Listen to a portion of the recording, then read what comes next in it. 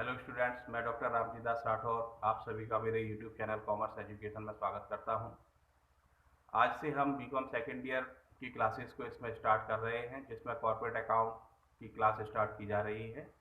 तो मैं आप सभी से कहना चाहूँगा कि आप लगातार इस चैनल से जुड़े रहिए, चैनल को लाइक करें, सब्सक्राइब करें और आपकी जो भी प्रॉब्लम है आप कमेंट बॉक्स में लिख सकते हैं या आप दिए गए मोबाइल नंबर पर भी संपर्क कर सकते हैं। मैं चाहता हूं कि आपको एजुकेशन मामले में किसी भी तरीके की कोई दिक्कत ना रहे, तो लगातार आप जुड़े रहिए कॉमर्स एजुकेशन डॉक्टर रामजी दास राठौर के साथ। Thank you and have a nice day. Friends, मैं डॉक्टर रामजी दास राठौर आप सभी का मेरे यूट्यूब चैनल कॉमर्स एजुकेशन में स्वागत करता हूं। हम बीकॉम सेकेंड ईयर के लिए क्लासेस स्टार्ट कर रहे हैं, जिसमें हम कॉर्पोरेट अकाउंट को इस चैनल पर पढ़ेंगे। तो आप लगातार जुड़े रहिए इस वीडियो से। चलिए हम पहले इसके सिलेबस की बात करते हैं। B Com second year corporate account जो हमारा अकाउंटिंग ग्रुप में आता है, इस अकाउंटिंग ग्रुप में हमारे पास कुछ न्यूमेरिकल पोर्शन रहेगा, कुछ थियोरेटिकल पोर्शन रहेगा। तो मेरी आपको सलाह है कि आप बुक के माध्यम से पढ़ते रहिए और थ्योरी और न्यूमेरिकल पूरी तैयार करने का प्रयास करें, जिससे कि आप न केवल नॉलेज को गेन करें बट ऑल्सो आपके नंबर भी काफ़ी अच्छे आ सकें। तो इसी उम्मीद के साथ सबसे पहले मैं आपका सिलेबस इसमें बताना चाहूँगा। तो हमारे पास कंपनियों के अंतिम खाते से ये सिलेबस आपका स्टार्ट होगा, फाइनल अकाउंट ऑफ कंपनीज। और इसमें मैनेजमेंट के लिए जो मैनेजरियल पारिश्रमिक की गणना सहित लाभांश की घोषणा वगैरह ये सभी इसमें आपको समझाया जाएगा। साथ ही साथ लाभानी नियोजन खाता, profit and loss appropriation account और लाभों का निपटारा, डिस्पोजल ऑफ प्रॉफिट्स किस तरीके से करते हैं, ये सारी बातें हम इसमें सीखेंगे। तो साथ ही साथ इसमें समाविलन के पूर्व पश्चात की लाभानी की गणना किस तरीके से की जाती है उसके बारे में भी हम बात करेंगे। तो जैसा कि आप देख रहे हैं यहाँ मैंने अंडरलाइन किया हुआ है। तो यदि हम यूनिट को दो भागों में बांटें तो ये दो पार्ट हमारे सामने बन चुके हैं। एक फाइनल अकाउंट का है, दूसरा हमारा समाविलन के पूर्व पश्चात के लिए है। तो फर्स्ट पोर्शन में ज़्यादातर हम थ्योरी को तैयार करते हैं और सेकंड पोर्शन में हम थ्योरी न्यूमेरिकल दोनों तैयार कर लेते हैं। क्योंकि थोड़ा सा कुछ पार्ट पोर्शन लेंदी होता है, पेपरों में भी कम आता है, तो उसको भी हम ध्यान रखेंगे कि आपका समय भी ज़्यादा बर्बाद ना हो और कम समय में आप बेहतर से बेहतर नॉलेज दे सकें। तो हम कुछ थियोरेटिकल और न्यूमेरिकल दोनों की पोर्शनों पर हम चर्चा करेंगे। सेकेंड यूनिट की हम बात करें तो सेकेंड यूनिट में हमारे पास है valuation of shares and goodwill, ख्याति और अंशों का मूल्यांकन है, उसकी मेथड्स किस टाइप से होती हैं, तो वो सारी बातें हम सीखेंगे। और साथ ही साथ अगला जो पोर्शन हमारे पास रहेगा, सार्वजनिक उपयोगिता कंपनियों के खाते, जो आपकी पब्लिक यूटिलिटी कंपनीज हैं, तो वो कौन कौन से खाते बनाती हैं। इसमें स्पेशल रूप से आपकी जो इलेक्ट्रिसिटी कंपनी है उसके बारे में यहाँ पर चर्चा की जाएगी, तो ये भी हमारे लिए सेम महत्वपूर्ण रहेगा। और थर्ड यूनिट की हम बात करें तो थर्ड यूनिट हमारे लिए है होल्डिंग कंपनी के संबंध में। तो सहायक कंपनी और सूत्रधारी कंपनी क्या होती है, होल्डिंग और सब्सिडरी कंपनी क्या होती है, ये सारी बात इसमें की जाएगी। एक ही बेस इसमें रहेगा, चैप्टर रहेगा, तो इसमें थ्योरी भी हमको करना है, इसके न्यूमेरिकल भी हमको करना पड़ेंगे। तो सूत्रधारी कंपनी का कंसोलिडेटेड बैलेंस शीट आप किस तरीके से तैयार करेंगे सहायक कंपनी के साथ में। और इसमें एक पोर्शन और हमको मिलेगा कि कंपनी के परिसमापन के लिए आप कौन कौन से लेखांकन करेंगे। तो accounting for liquidation of a companies, तो वो सारी बातें आपको इसको सीखने के लिए मिलेंगी। फोर्थ यूनिट में हम बात करेंगे तो अकाउंटिंग स्टैंडर्ड 14 के अनुसार कंपनियों का जो आपका सम्मिश्रण होता है, एमलगमेशन वगैरह जो होता है, तो वो किस तरीके से किया जाता है, आंतरिक पुनर्निर्माण इंटरनल रिकंस्ट्रक्शन आपका क्या होता है, और अंतर कंपनी सूत्रधारी और बाह्य पुनर्निर्माण को छोड़ दिया जाएगा। तो आंतरिक पुनर्निर्माण के बारे में हम यहाँ पर चर्चा करेंगे। और लास्ट वन जो हमारे पास फिफ्थ यूनिट रहेगी, तो फिफ्थ यूनिट में हम चर्चा करेंगे बैंकिंग कंपनियों के खाते के बारे में, बीमा कंपनियों के लेखे के बारे में, और जो क्लेम सेटलमेंट किस तरीके से होता है, ये सारी बात इसमें समझेंगे। तो बीकॉम सेकेंड ईयर का जो हमारा ये सिलेबस है कॉर्पोरेट अकाउंट का, लेखांकन समूह के अंतर्गत निगमी लेखांकन, हम इसको पढ़ेंगे। तो मैं आपसे कहना चाहूँगा कि वीडियो से आप लगातार जुड़े रहिए, अपने बाकी फ्रेंड्स को भी बताइए कि ये वीडियो को सुनें, समझें और किताब को भी ले लें, और ज़्यादा से ज़्यादा अपन प्रयास करें कि अपन बहुत कुछ इन वीडियोज़ के माध्यम से सीख सकते हैं। तो स्टूडेंट, जैसा कि आप स्क्रीन पर देख पा रहे हैं, हमारे पास जो पहला टॉपिक स्टार्ट है फर्स्ट यूनिट का, वो है कंपनियों के अंतिम खाते। तो हम इस अंतिम खाते को समझते हैं, ये किस तरीके से क्या वर्क करते हैं। तो पहले हम समझते हैं फाइनल और एनुअल अकाउंट्स, इसका आशय क्या है। तो यदि हम इसकी बात करें, क्योंकि हम कंपनी रेफरेंस में अंतिम खातों की बात कर रहे हैं, तो यहाँ थोड़ा समझना हमारे लिए महत्वपूर्ण हो जाएगा। तो किसी कंपनी के अंतिम खातों में दो मुख्य वित्तीय विवरणों को आप शामिल करेंगे। क्या? नंबर एक है आपके पास चिट्ठा, जिसको हम बोलते हैं बैलेंस शीट, और दूसरा है हमारे पास लाभानी विवरण, यानी statement of profit and loss account. यदि हम इसके पहले हम सामान्य व्यापार की बात करें, जो हमने अकाउंट बनाए थे, तो वहाँ trading profit and loss account और बैलेंस शीट अब बना करके आए थे। लेकिन कंपनी रेफरेंस में थोड़ा सा चेंज आया है। बैलेंस शीट यहाँ पर महत्वपूर्ण है और बैलेंस शीट के बाद सेकंड नंबर पर हमने लाभानी विवरण खाता यानी statement of profit and loss account को तैयार करने के लिए यहाँ निर्देश दिया गया है। कंपनी अधिनियम पहले 1956 लागू था, अब 2013 लागू हो चुका है।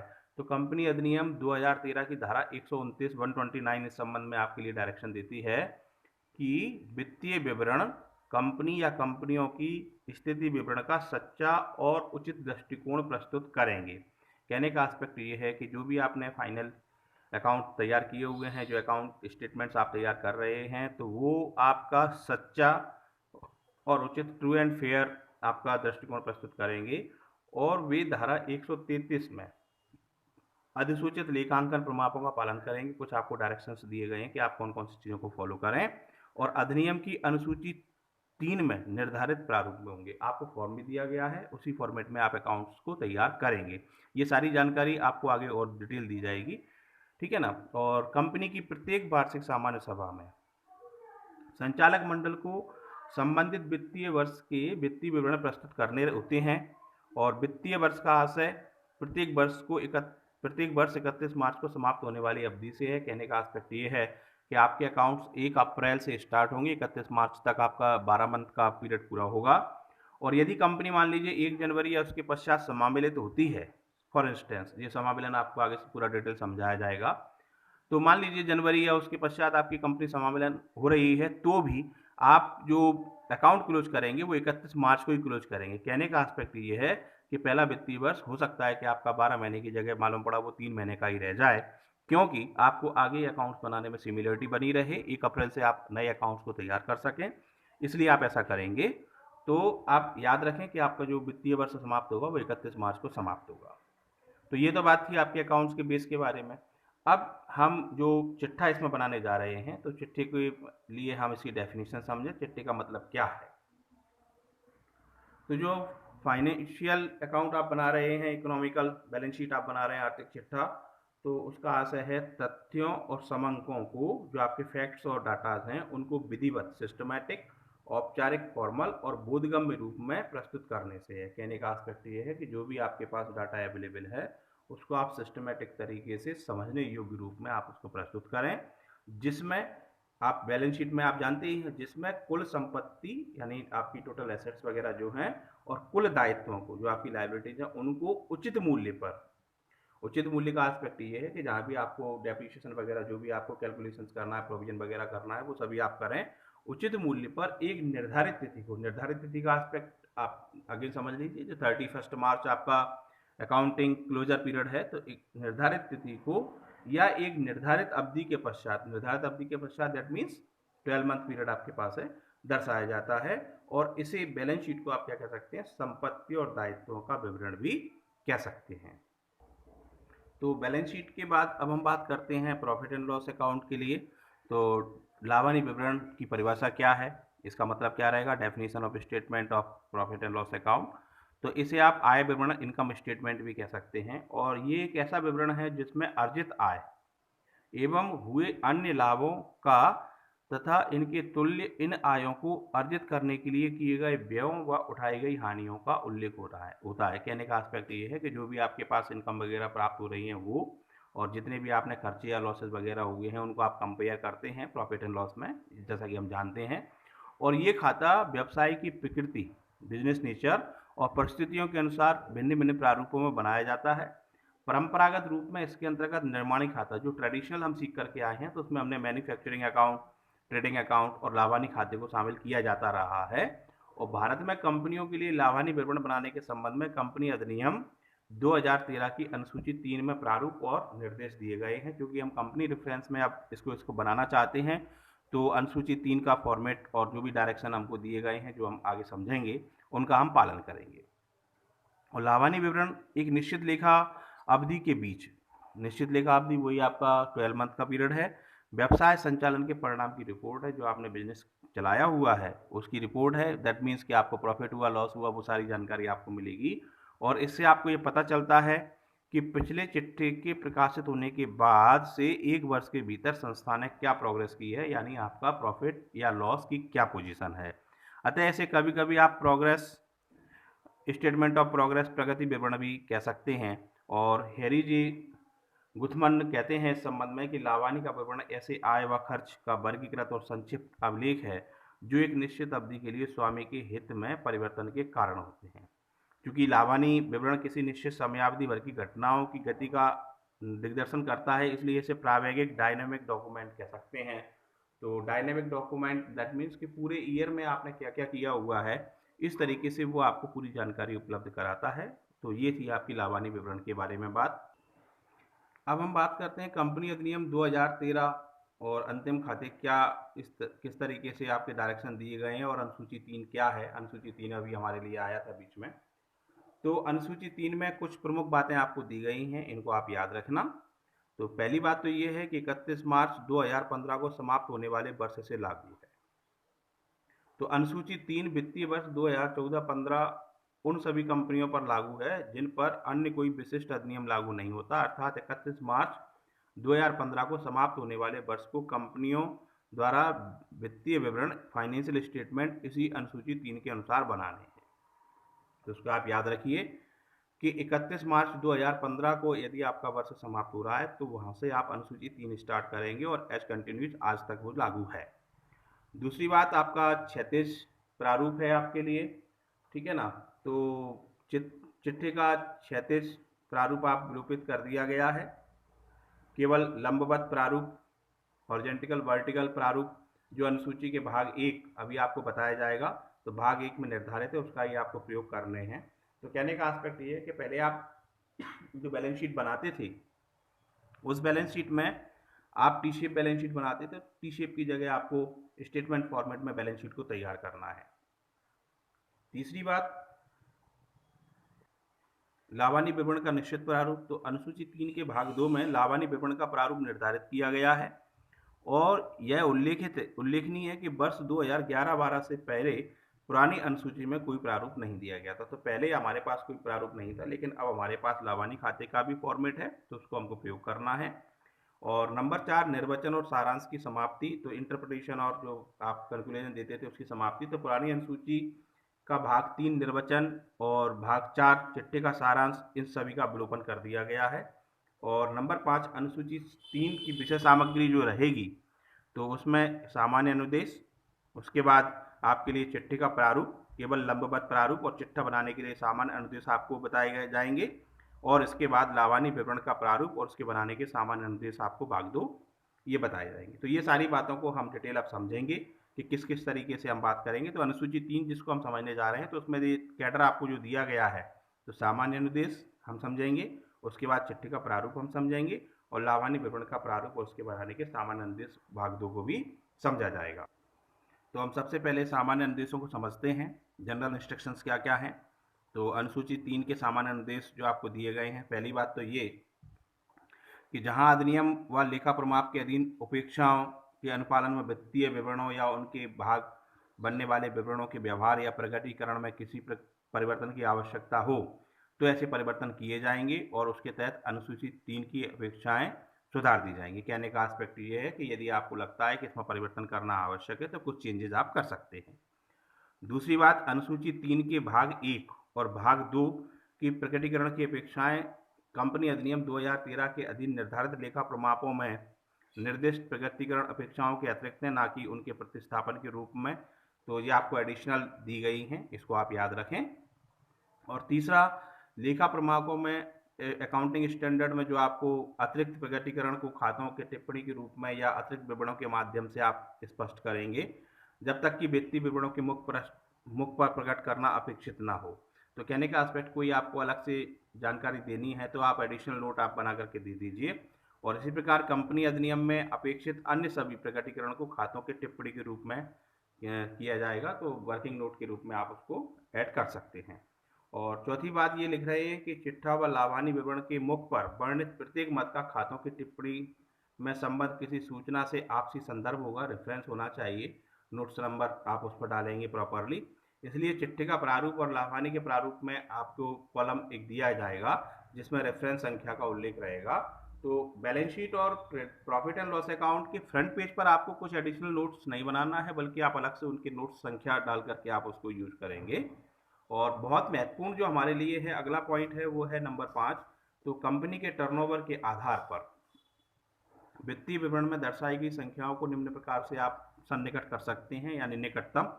तो टर्नओवर यदि 100 करोड़ से कम है तो निकटतम आप सैकड़ा, हजार, लाख या मिलियन या उसके दशमलव तक, और 100 करोड़ से अधिक है तो निकटतम लाख, मिलियन या करोड़ या उसके दशमलव तक आप करेंगे। तो एक बार माप मान के किसी इकाई का जो भी आप चुनाव कर लें तो फिर उसको आप समान रूप से प्रयोग करें, और जिससे कि वो सिमिलरिटी बनी रहे, आप उसको बार बार चेंज ना करें, ये आपसे उम्मीद की जाती है। और लास्ट वन जो अनुदेश हमारे पास है नंबर 5, नंबर 6।